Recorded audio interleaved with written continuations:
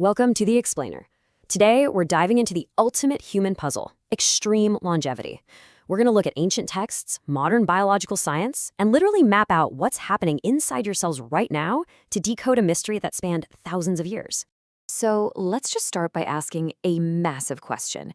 Could our earliest ancestors really have lived for centuries? You know, when you look back at the book of Genesis, you don't just see a couple of people living slightly longer than average. You see an entire ancient civilization operating on a timeline that completely defies everything we know about human biology today.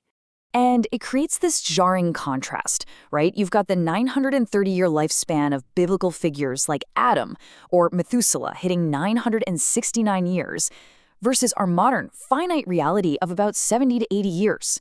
We're talking about beings who, according to these ancient texts, had a staggering biological advantage. But why the massive gap? Well, to figure this out, we're going to explore four things today: the ancient narratives of millennial lifespans, the divine 120-year cap, the biological countdown happening inside you across 7 stages of decline, and finally, the 4 proven levers you can pull to actually slow down the clock. All right, let's jump straight into Section 1, the millennial lifespan.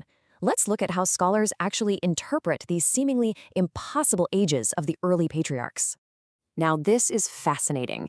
Scholars theorize that a pre-flood vapor canopy once enveloped the Earth.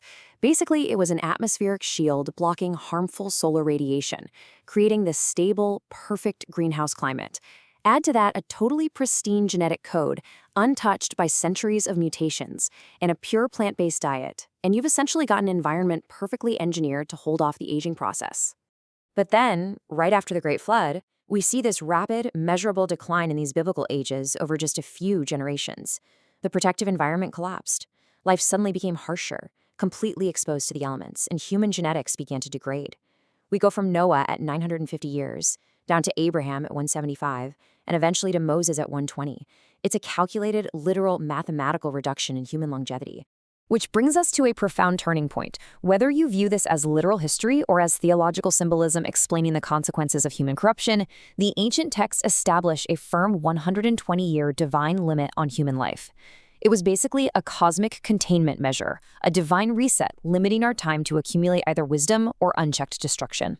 So, moving right into Section 2, biology's 120-year cap. What exactly is happening under the hood as our modern biological clocks take down toward that limit? Let's trace this through the 7 stages of biological decline, which takes us right into our third section. Okay, so you might think aging really kicks in around your 50s or 60s, right? Well, actually, science shows biological decline starts at 25, and by your 30s, you hit a phase driven by sarcopenia. This is the quiet but absolutely critical loss of your body's primary metabolic engine, where sedentary people lose 3 to 5% of their skeletal muscle mass every single decade. To put that into perspective, losing just 5 pounds of muscle means you burn 11,000 fewer calories a year at rest. That's massive. It completely alters your metabolic environment, inviting insulin resistance and shifting the exact way your body stores fat. And the crazy part? This happens without you changing your diet or movement habits at all. During these early decades, your 20s and 30s, your body is in a silent, continuous decline. You're quietly losing 1% of your collagen every year. Your telomeres, which are basically the protective caps on your DNA, are actively shortening from chronic stress. Your growth hormone drops, and critically, your mitochondria, your cellular power plants, begin to lose their vital energy-producing efficiency. Then, as you hit your 40s, the acceleration really begins. Senescent zombie cells begin accumulating. These are damaged cells that literally refuse to die, and instead they pump out this constant background hum of systemic inflammation. Scientists call this inflammaging, a chronic irritation that slowly degrades your blood vessels, your joints, and your organs. And look at how your master regulators degrade over time. Your kidney's filtration capacity quietly drops by 20% by the time you reach 60. Since your kidneys govern your blood pressure, bone density, and red blood cell production, this silent decline pulls down countless other downstream systems right along with it. Your 50s then bring a hormonal earthquake, totally restructuring the systems that maintain your body. Estrogen plummets, stripping away cardiovascular and bone protections. Testosterone continues its steady slope downward. Even your brain volume shrinks by 0.2% per year, and its nightly waste clearance systems become noticeably less efficient. By your 60s and 70s, all of this compounds. You don't just lose muscle mass, you lose type 2 explosive muscle fibers, which dramatically increases your fall risks. Meanwhile, your thymus gland, the actual training ground for your immune cells, turns to fat. That means your immune system's precision narrows, making it way harder to clear out those toxic zombie cells we just talked about. When you reach your 80s, the goal shifts entirely to cellular survival mode. But here's the secret of the superagers. Those who built high cognitive and physical reserves over their earlier decades experience a vastly slower rate of decline. Their brains can actually reroute around damage. They basically built a massive bank account of biological capital, and now they're just comfortably living off the interest. Which brings us to Section 4, reversing the clock.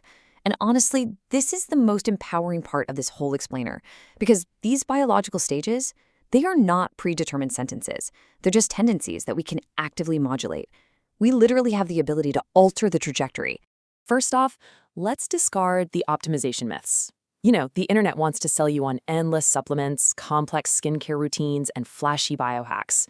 But the science actually points to a surprisingly compact set of high-leverage inputs, evidence-based levers that truly alter your biological age at the cellular level. The absolute best lever you can pull is progressive resistance training and Zone 2 cardio. And hey, this isn't just about looking fit. Together, they reverse muscle loss, actively clear out those inflammatory zombie cells, drastically improve your insulin sensitivity, and literally rebuild your cellular engines by creating brand new mitochondria.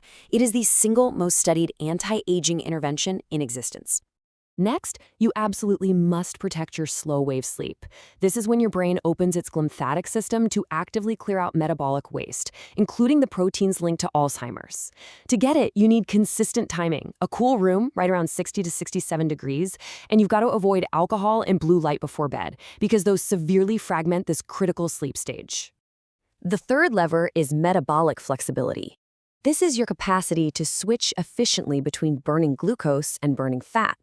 You can actively train this capability by keeping your meals within an 8 to 10-hour window. It's a totally straightforward daily habit that reduces systemic inflammation and profoundly stabilizes your cell's metabolic environment. Now, the fourth lever might actually surprise you.